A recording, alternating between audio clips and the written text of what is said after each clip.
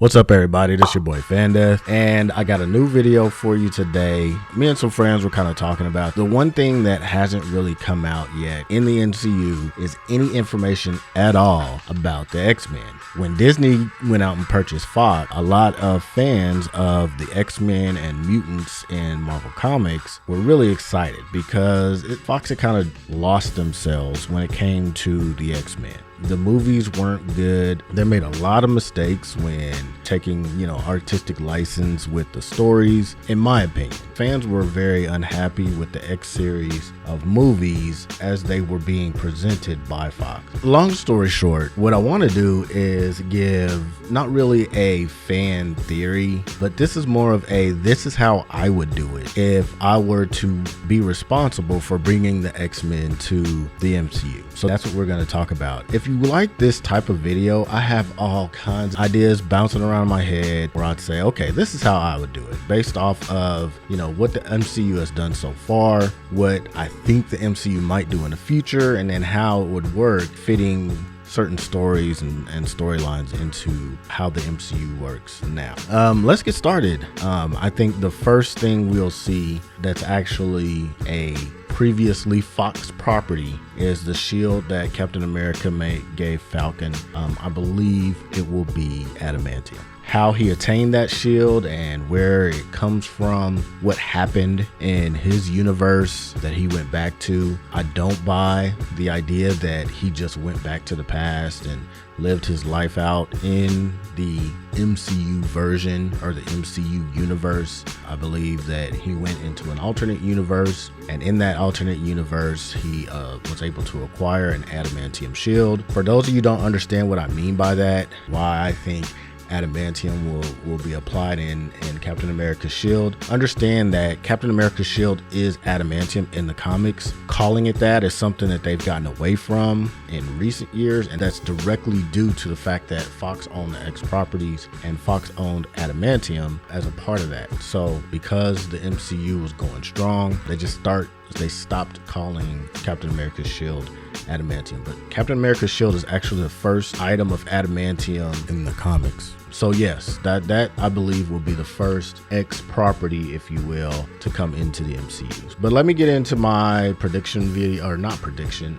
It's not a prediction. It's not a fan theory. It's not a prediction. It's more of a fan fiction, if you will. The way I would do it is I would have powerful mutants, and I've had a lineup kind of bouncing around in my head for what that means. It looks like Magneto, Xavier, Mr. Sinister, White Queen, maybe a Black King, maybe an Apocalypse, some characters like that, and they have a sort of mutant Illuminati. Now there is a superhero Illuminati in the comics that's made up of Xavier, for example, who represents mutants. There is Black Bolt, who represents Inhumans.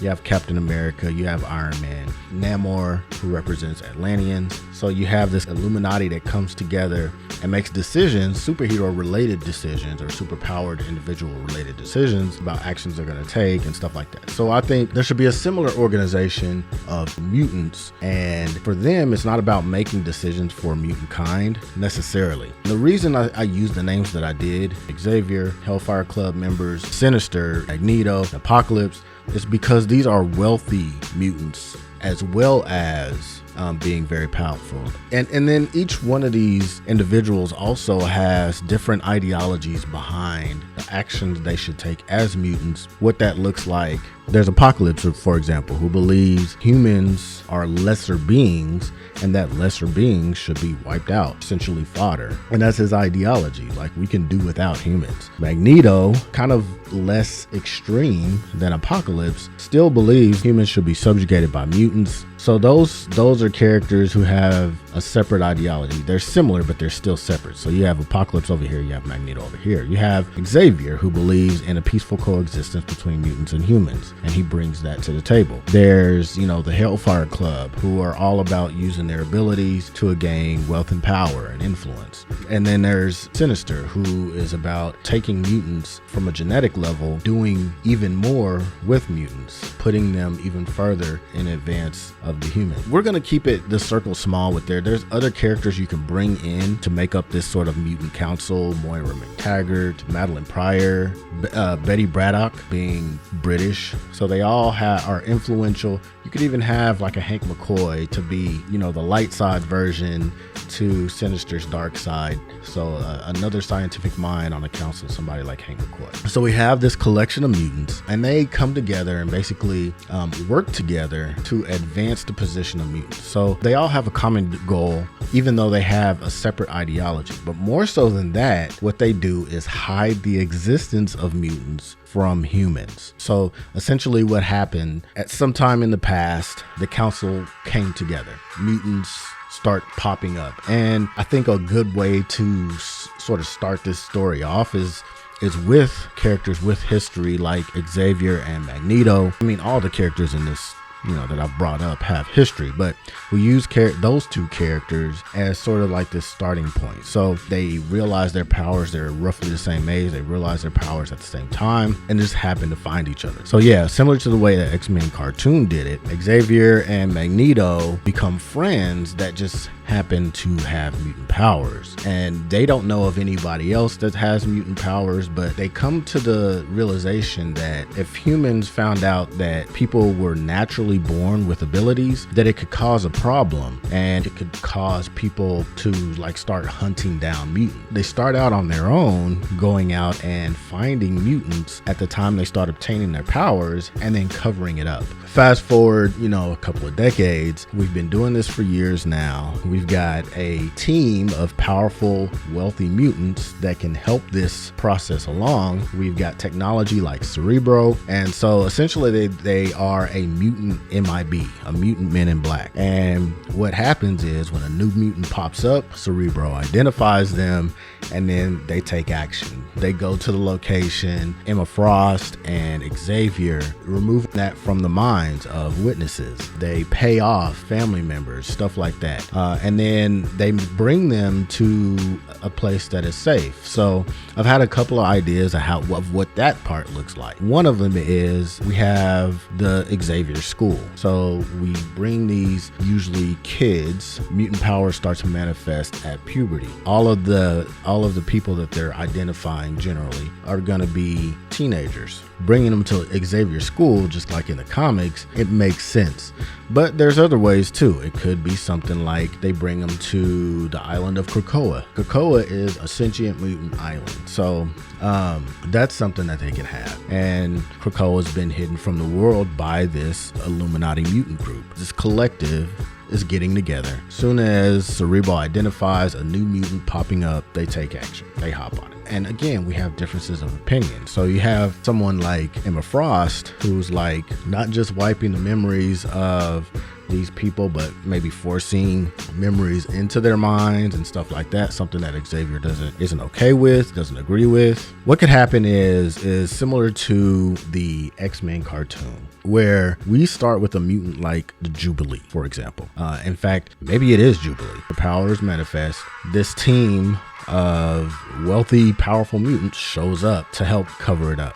But it happens somewhere public, like the mall. There's hundreds and even thousands of witnesses, and they're trying to cover up this situation the best possible. We have Emma Frost, or we have characters like Magneto go completely rogue, start killing humans, or maybe doing some sort of mass mind attack that puts people to sleep, that's potentially harmful or something like that Xavier just doesn't deal with. And then we start finding out that behind the scenes, each one of these little factions has started doing things on their own, to include Xavier. When maybe what we find out is that Xavier, maybe they are taking all the people to Krakoa.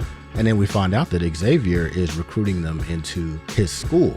something separate and teaching them how to fight other mutants, the evil mutants. And then maybe we find out that what Magneto is doing is he's trying to recruit evil mutants, the people who seem to be or seem to have a distaste for humans. And we have Apocalypse, who's finding the most powerful or whatever, literally kidnapping them and like enslaving them. And maybe he's trying to build his 4 horsemen so that he can start his apocalypse. I'm saying apocalypse and everybody's thinking apocalypse in their mind, I'm sure, but like he is in a human form. He takes a human form. They don't know who he is. They don't know his power potential. He could just be out here like, yeah, I have super strength and that's it, but I also have a lot of wealth and I can help this mission. And then truthfully, he's Apocalypse, he's ridiculously powerful. So there's all kinds of potential with what you could do here. But essentially, this MIB for mutants, within the organization, there are these little factions that are actually going rogue against the organization. And none of them are innocent of taking these actions. From Xavier, the good guy, the good of the good, to, Apocalypse, the bad of the bad. Everybody has their own motivations, has their own agendas that they've got hidden from the rest of the group, and they're actually taking actions on these things. And that's what we sort of find out. Like Magneto's doing his thing, Xavier's doing his thing, the Hellfire Club's doing their thing. Everybody is executing these like little mini plans that go against the ideology of the group, which is essentially just to keep mutants safe. And it ends up exploding. But what it also does is it introduces us to potential villains to the X-Men. Like, we know who the Hellfire Club is. We're introduced to them right in the beginning. We get to meet those characters. We have an origin within the origin. Like, we know their backstory. We know, the political tensions, the ideological differences they have from an Xavier. So we have a reason for them to fight later on. So, like, all of those things can be established right up front down the road. We don't have to have a lot of movie buildup. When it comes to that, these guys show up and start attacking or something like that. We know why, because we're introduced to it right at the beginning. So we have one origin story that covers a lot of origins. We find out that Apocalypse is thousands of years old, has his ridiculous powers, and has these ideas of like completely subjugating humankind or wiping them out, et cetera, et cetera. Like, we have everything in one movie to really kickstart the entire universe. So yeah, that is how I would do it. Like I said, the very first artifact I believe will be in the MCU will be Captain America's shield. So the point of this organization, the point of the way I've structured this, is to explain how the X-Men have existed, or mutants have existed, and then not gotten involved in the Chitauri invasion, not gotten involved in fighting Thanos. All of those things that took place. Why haven't seemingly powerful characters been involved in this stuff? So that's the reason. The mutants have just been in hiding, and they can do that. But yeah, if you like this kind of format, if you like the idea of me giving a how would I do it for the MCU, I can do even more, especially with some of the announcements that we've gotten recently. I've got some really interesting ideas for what I think could happen or how I would do certain things. And now that we see like what the actual plans are, it might be pretty fun to make those ideas known. So let me know if you like this type of video. If you want me to do it again, let me know in the comments. Let me know how you guys would do it. I'd love to hear your ideas. But yeah, that's it for this video. I'll see you guys next time. Make sure to like and subscribe, hit that bell icon so you can get a notification next time I drop something new. So as I was creating this video, I kind of had some thoughts. One of those was, how do you explain, even with explaining how mutants were hidden from the previous movies, the previous conflicts or what have you, how do you explain mutants coming up at the same time? Or at least most mutants, but then also there being a very ancient mutant in Apocalypse and a very old mutant, not as ancient as Apocalypse, but a very old mutant like Sinister.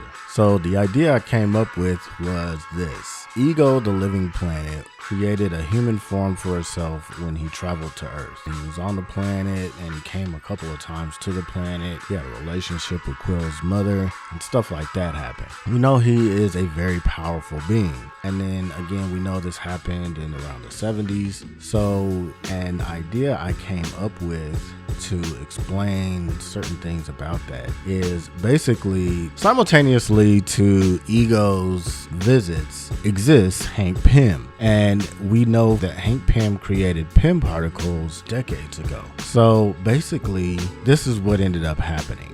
One, Ego's power weren't just contained in his body. Like, he's so powerful that he leaks like a cosmic sort of energy and it affects things around him, or it can. Now, while he's traveling through space, there's a lot of emptiness out there and there's nothing for it to affect. And so essentially it just sits out there in the middle of nowhere, very little possibility of anyone coming into contact with it. But he comes to Earth and that happens. He's coming into contact with life forms, he's coming into contact with humans. So what ends up happening though, somehow with his activities and coming to the planet, simultaneously with Pym experimenting with Pym particles, you have a weird sort of paradox that's created. And basically what happens is some of Ego's cosmic energy leaks into the quantum realm in such a way that it travels through time, thousands of years and even millions of years back into the past of human history, where it's deposited and it affects humans in an early stage of evolution and implants the X gene.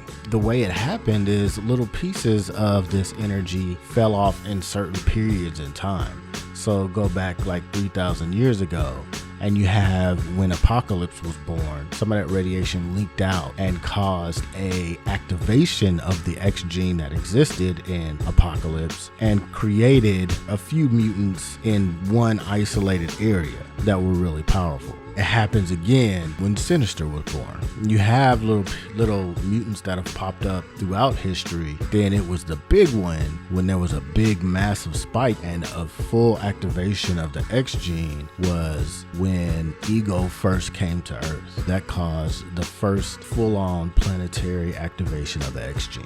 So Ego's power created the X gene back in the far-flung past, and then that same power activated the X gene in present time. His own power, a single burst of his power, created the genetic precursors for mutants and then activated those genetic precursors in events in time millennia apart.